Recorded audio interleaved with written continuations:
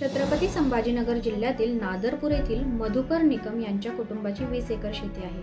पत्नी हर्षदा, आई जिजाबाई, वडील दादाराव, मोठे बंधू राहुल, वहिनी आरती व दोन्ही भावंडांची मिळून 2 मुले व 1 मुलगी असे कुटुंबात 9 सदस्य आहेत.